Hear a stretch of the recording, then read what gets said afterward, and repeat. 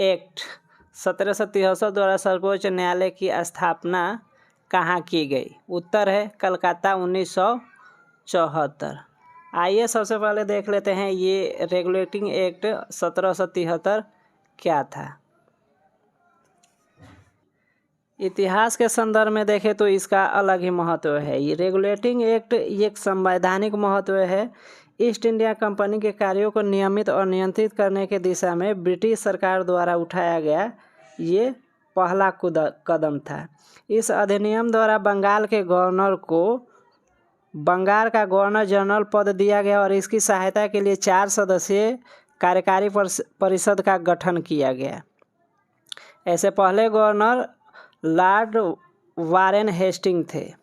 इसके अलावा मद्रास और बम्बई के गवर्नर बंगाल के गवर्नर जनरल के अधीन हो गए। इसके पहले अलग अलग गवर्नर जनरल थे, लेकिन इस 1773 का जो शासन अधिनियम था इसके द्वारा चेन्नई और यानी कि मद्रास और बम्बई के गवर्नर को एक जगह कर दिया गया।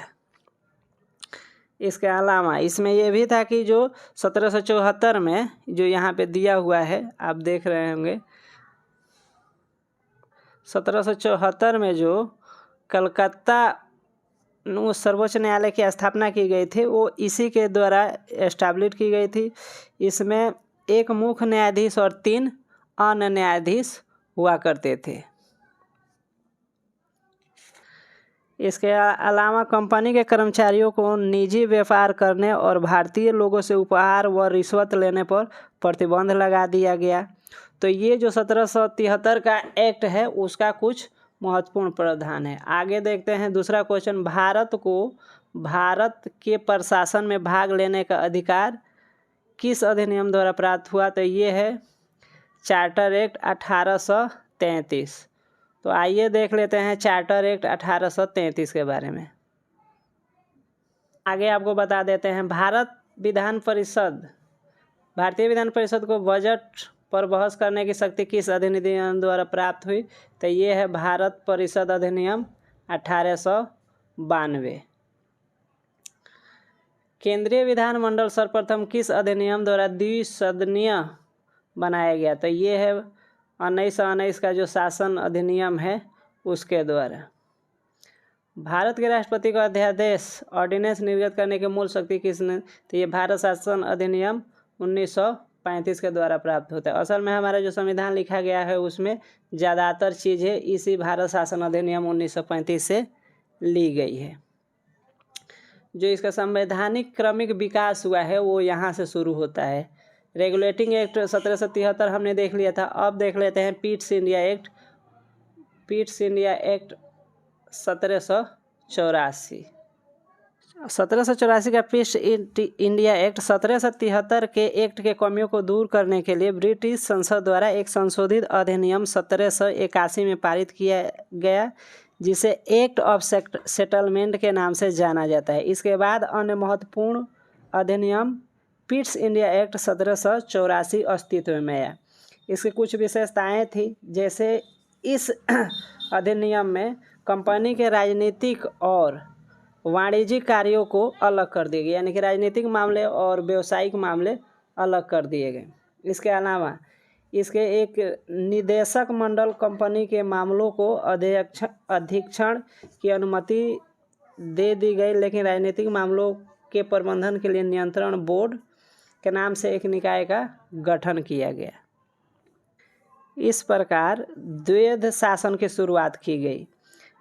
नियंत्रण बोर्ड को यह शक्ति थी कि वह ब्रिटिश नियंत्रित भारत के सभी नागरिक, सैन्य, सरकार और राजस्व गतिविधियों के अधीक्षण एवं नियंत्रण करे।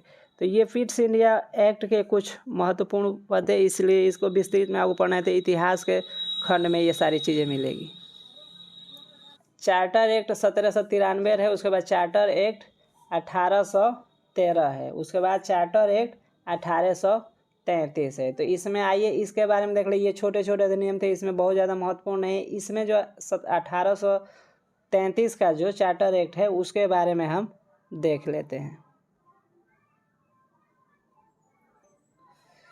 इसमें चार्टर 1833 में व्यवस्था दी गई कि बंगाल के जो गवर्नर जनरल थे उसको भारत का गवर्नर जनरल बना दिया गया, जिसके सभी नागरिक और सैन्य शक्तियाँ निहित थी। इस प्रकार इस अधिनियम ने पहली बार ऐसी शासन सरकार का निर्माण किया जिसका ब्रिटिश कब्जे वाले संपूर्ण भारतीय क्षेत्र पर पूर्ण नियंत्रण था।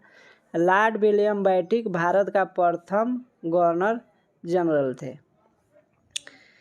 इसने मद्रास और मुंबई के गवर्नरों को विधायी संबंधी शक्ति को वंचित कर दिया। भारत का गवर्नर जनरल को पूरे ब्रिटिश भारत के विधायिका का असीमित अधिकार प्रदान कर दिए। इसके अंतर्गत बनाए गए कानूनों को नियामक कानून कहा गया और नए कानून के तहत बने कानूनों को एक्ट या अधिनियम कहा गया। इसके पहले एक्ट अधिनियम नहीं बोला जाता, जो कानून पास होता था, लेकिन इसके बाद से जो पास हुए वो एक्ट या अधिनियम कहलाए। इसके अलावा 1833 में सिविल सेवकों के चयन के लिए खुली प्रतियोगिता आयोजन करने का प्रयास किया गया। उसके पहले जो भी सरकारी नौकरी हुआ करती थी उसमें भारतीयों को मौका नहीं मिलता था, यानी कि जो ए ग्रेड या बी ग्रेड का जो भी नौकरी था उसमें नहीं मिलता था। इस चार्टर एक्ट 1833 के इसको शुरुआत करने का प्रयास किया गया, हालांकि ये विरोध के कारण शुरुआत नहीं हो पाया और आगे के एक्ट में जाके ये चीज़ें हो पाई। चार्टर एक्ट 1853, आइए इसके बारे में देख लेते हैं। चार्टर एक्ट द्वारा भारत में खुली प्रतियोगिता आयोजन करने का जो प्रयास किया गया था वो शुरू हो गया, यहाँ पे शुरू किया गया, लेकिन खुली प्रतियोगिता 1853 में इसकी शुरुआत कर गई।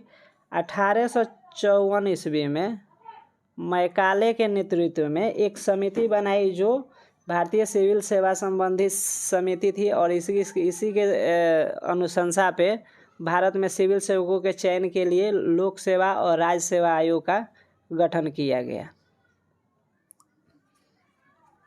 अब भारत शासन अधिनियम 1858, ये एक महत्वपूर्ण चीज़ था, इसके बारे में आइए देख लेते हैं।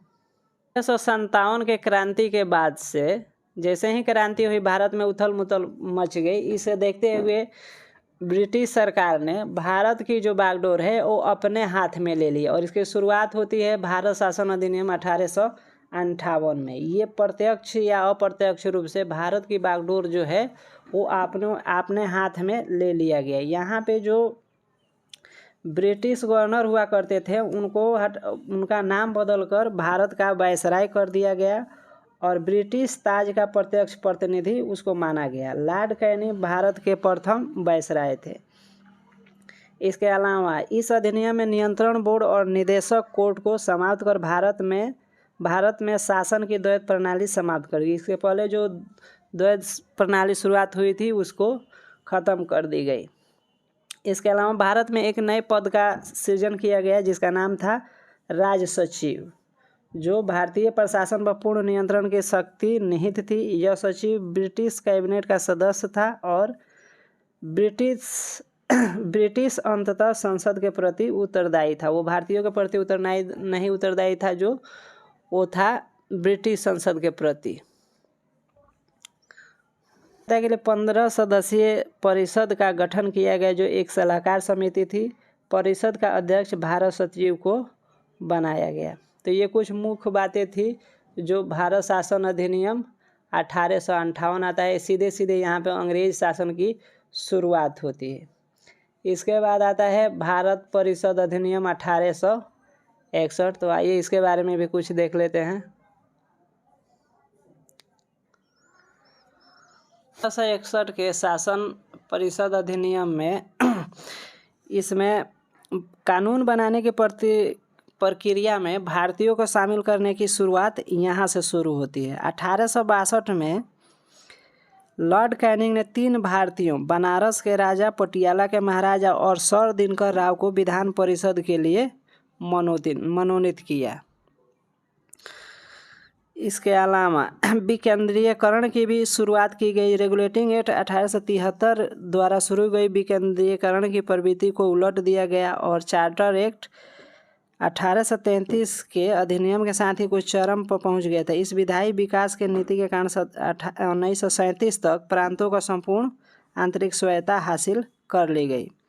इसके अलावा बंगाल, उत्तर पश्चिम सीमा प्रांत और पंजाब में क्रमशः 1862, 1866 और 1897 में 3 विधान परिषदों का गठन किया। यानी कि बंगाल में 1862 में, उत्तर पश्चिमी सीमा प्रांत में 1866 में और पंजाब में 1897 में विधान परिषद का गठन हुआ।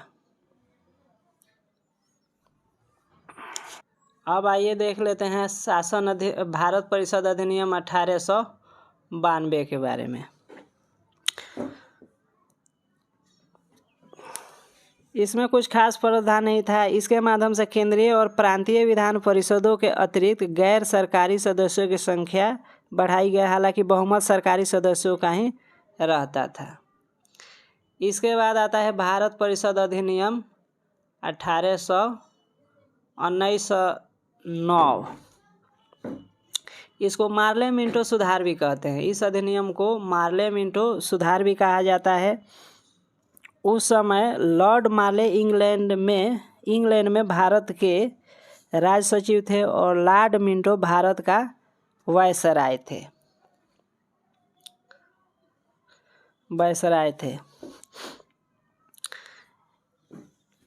इस अधिनियम के अंतर्गत किसी भारतीय को पहली बार वायसराय और गवर्नर की कार्य परिषद के साथ एसोसिएशन बनाने का प्रावधान था। सत्येंद्र प्रसाद सिन्हा वायसराय की कार्यपालिका परिषद में प्रथम भारतीय सदस्य बने और उन्हें विधि सदस्य बनाया गया था। इसके अलावा जो पृथक मुस्लिमों के लिए, ये मुस्लिमों नहीं सभी अलग अलग धर्मों के लिए अलग अलग सांप्रदायिक चुनाव का यहीं से शुरुआत होता है। इसके जनक के रूप में लॉर्ड मिंटो को जाना जाता है। इसी ने सबसे पहले 1909 का जो शासन अधिनियम आया था, इसमें सांप्रदायिक निर्वाचन के शुरुआत की और सांप्रदायिक निर्वाचन के जनक के रूप में लॉर्ड मिंटो को जाना जाता है। इसके बाद आता है भारत शासन अधिनियम 1919। 20 अगस्त 1917 को ब्रिटिश सरकार ने पहली बार घोषित किया कि उसका उद्देश्य भारत में क्रमिक रूप से उत्तरदायी सरकार स्थापित करना था। इसके पहले कभी भी ऐसा नहीं हुआ था। जितने भी ये शासन अधिनियम आए, इसमें कि वो उत्तरदायी सरकार बनाना चाहते हैं, लेकिन जो 1919 का शासन अधिनियम आया तो इसने पहली बार स्वीकार किया कि हम एक भारत में भारतीयों के लिए उत्तरदायी सरकार बनाना चाहते हैं। क्रमिक रूप से 1919 में भारत शासन अधिनियम बनाया गया जो 1921 में लागू हुआ। इस कानून को मांगटेंगू चेम्सफोर्ड सुधार भी कहा जाता है। उस समय मांगटेंगू भारत के राज सचिव थे, जबकि चेम्सफोर्ड भारत के वायसराय थे।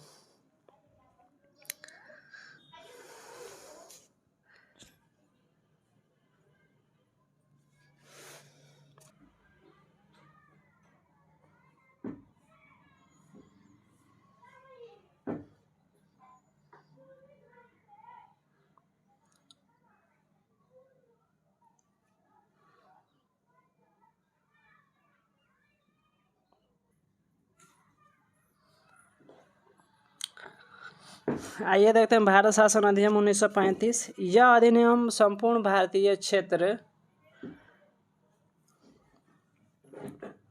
पूर्ण उत्तरदायी सरकार गठन के यह अधिनियम भारत में पूर्ण उत्तरदायी सरकार के गठन में एक मील का पत्थर साबित हुआ। यह एक लंबा और विस्तृत दस्तावेज था।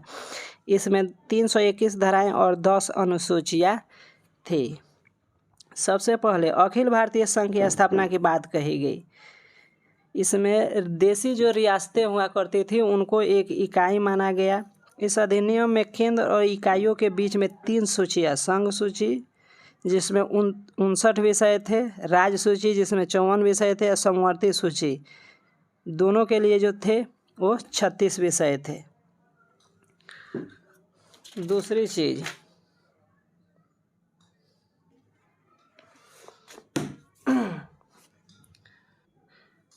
इसके अलावा भारत में द्वैध शासन समाप्त कर दी गई और प्रांतीय स्वायत्ता का शुभारंभ किया गया। राज्य को अपने दायरे में रहकर स्वायत्त तरीके से 3 पृथक क्षेत्रों में शासन का अधिकार दिया गया। इसके अतिरिक्त अधिनियम में राज्यों में उत्तरदायी सरकार की स्थापना की गई, यानी गवर्नर को राज्य विधान परिषद के लिए उत्तरदायी मंत्रियों की सलाह पर काम करना आवश्यक था। यह व्यवस्था 1937 में शुरू की गई और 1939 में समाप्त कर दिया गया। इसके अलावा केंद्र में द्वैध शासन प्रणाली का शुभारंभ किया गया। परिणामतः संघीय विषयों को स्थानांतरित और आरक्षित विषयों में विभक्त करना पड़ा। हालांकि यह प्रावधान कभी लागू नहीं हो सका। इसके अलावा 11 राज्यों में से 6 में द्विसदनीय व्यवस्था आरंभ की गई। इस प्रकार जैसे बंगाल, बम्बई, मद्रास, बिहार, संयुक्त प्रांत और असम में द्विसदनीय विधान परिषद और विधानसभा बन गई। हालांकि इन पर कई प्रकार के प्रतिबंध थे।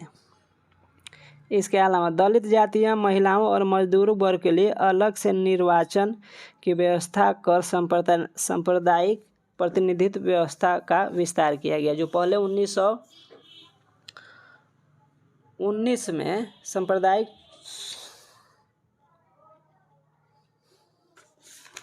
1909 में जो सांप्रदायिक चुनाव का शुरुआत किया गया था वो 1935 में भी जारी रखा गया। इसके अलावा भारत शासन अधिनियम 1858 द्वारा स्थापित भारत परिषद को समाप्त कर इंग्लैंड के सचिव को सलाहकारों की टीम मिल गई। इसके अलावा मताधिकार का विस्तार किया गया, यानी मत देने का अधिकार को बढ़ाया गया। लगभग 10% जनसंख्या को वोट देने का अधिकार मिल गया। इसके अलावा देश में मुद्रा और साख पर नियंत्रण के लिए भारतीय रिजर्व बैंक की स्थापना की गई। इसके अलावा न केवल संघीय लोक सेवा आयोग की स्थापना की गई बल्कि प्रांतीय लोक सेवा 2 से अधिक राज्यों के लिए संयुक्त लोक सेवा आयोग की स्थापना की गई। इसके तहत 1937 में संघीय न्यायालय की स्थापना की गई। इसके बाद आता है भारतीय स्वतंत्रता अधिनियम 1947। 20 फरवरी 1947 को ब्रिटिश प्रधानमंत्री क्लेमेंट एटली ने घोषणा की कि 30 जून 1947 को भारत में ब्रिटिश शासन समाप्त हो जाएगा और इसके बाद सत्ता उत्तरदायी हाथों में सौंप दी जाएगी। इस घोषणा पर मुस्लिम लीग ने आंदोलन किया और भारत में विभाजन की बात कही। 3 जून 1947 को ब्रिटिश सरकार ने फिर से स्पष्ट किया कि 1946 में गठित संविधान सभा द्वारा बनाया गया संविधान उन क्षेत्रों पर लागू नहीं होगा जो स्वीकार नहीं करेंगे। उसी दिन 3 जून 1947 को वायसराय लॉर्ड माउंटबेटन ने विभाजन की योजना पेश की, जिसे माउंटबेटन योजना कहा गया। इस योजना को कांग्रेस और मुस्लिम लीग ने स्वीकार किया और इस प्रकार भारतीय स्वतंत्रता अधिनियम 1947 बनकर लागू हुआ। इसमें भी बहुत सारी चीज़ें कही गई थी। अब आइए आगे देखते हैं। केंद्र में द्वैध शासन की व्यवस्था, जो पहले ही हम लोग देख चुके किस अधिनियम द्वारा लागू किया गया था, भारत शासन अधिनियम 1935। जो यहाँ पे 35 हमने देखा था वही चीज़ है। ब्रिटिश भारत किस अधिनियम संघीय शासन का प्रावधान किया गया था, तो 1935। भारत शासन अधिनियम 1919 की समीक्षा करने के लिए 10 वर्ष में साइमन कमीशन का गठन किया था। असल में 1919 की जो समीक्षा 10 साल बाद होने वाली थी, लेकिन उसको घटा करके 3 साल पहले ही साइमन कमीशन भेजा गया था और इसके सभी सदस्य ब्रिटिश से, इसलिए इसका बहुत विरोध हुआ था। अखिल भारतीय संघ स्थापित करने का प्रयास किस अधिनियम द्वारा किया गया, तो ये है भारत शासन अधिनियम 35, जो अभी हमने पीछे हर अधिनियम के बारे में देखा था। ये भारत के संविधान में केंद्र और राज्यों के मध्य किया गया शक्तियों का विभाजन भारत शासन अधिनियम 1935 पर आधारित, जो वर्तमान में अभी चल रहा है वो इसी अधिनियम से लेगा। असल में जो संविधान लिखा गया उसमें बहुत सारी चीज़ें भारत शासन अधिनियम 1935 से लिया गया है। एक निर्वाचित विधानसभा द्वारा भारत के संविधान का निर्माण करने का प्रस्ताव किसके द्वारा दिया गया था? तो क्रिप्स मिशन के। ये क्रिप्स मिशन आया हुआ था, इन्होंने अपनी रिपोर्ट सौंपी थी, जिसके बाद से ये संविधान का ये गठन किया गया, संविधान सभा के निर्माण के लिए बाकी चीज़ें हुई। भारतीय संविधान सभा का गठन किसके अंतर्गत किया गया था? तो कैबिनेट मिशन 1946 में एक कैबिनेट मिशन आया था, इसी के सिफारिश पर ये संविधान सभा का गठन किया गया था। कैबिनेट मिशन द्वारा प्रस्तुत योजना के अनुसार संविधान सभा में प्रांतों से प्रतिनिधि का निर्वाचन किस अनुसार 10 लाख जनसंख्या पर एक जो संविधान सभा के लिए सदस्यों का चुनाव होना था, उसमें एक आदमी को 10 लाख जनसंख्या के आधार पर माना गया था। उसी के आधार पर ये तय किया गया। जो संविधान सभा का गठन हुआ था उसमें 296 सीटें आवंटित हुई थी। इस चुनाव में भारतीय राष्ट्रीय कांग्रेस को 208, मुस्लिम लीग को 93 और छोटे और स्वतंत्र सदस्यों को 15 सीटें मिली थी। हालांकि देशी रियासतों की आवंटित की गई 93 सीटें नहीं भर पाई, इन्होंने खुद से अलग रखा। जो ये 10 लाख जनसंख्या वाली बात है, ये 296 सीटें अलॉट हुई थी, जिसमें से 93 सीटें देशी रियासतों के लिए दी गई थी, लेकिन वे लोग इस चुनाव में भाग नहीं लिए, अपने प्रतिनिधि उनको भेजना था, नहीं भेजे। और बाकी जितना जो चुनाव हुआ उसको 10 लाख जनसंख्या पर एक सदस्य माना गया। भारतीय संविधान का निर्माण करने वाली संविधान सभा के सदस्यों के चुनाव किसके द्वारा किया था? विभिन्न प्रांतों के विधानसभा। डायरेक्ट चुनाव नहीं हुआ था, इनडायरेक्ट चुनाव हुआ था।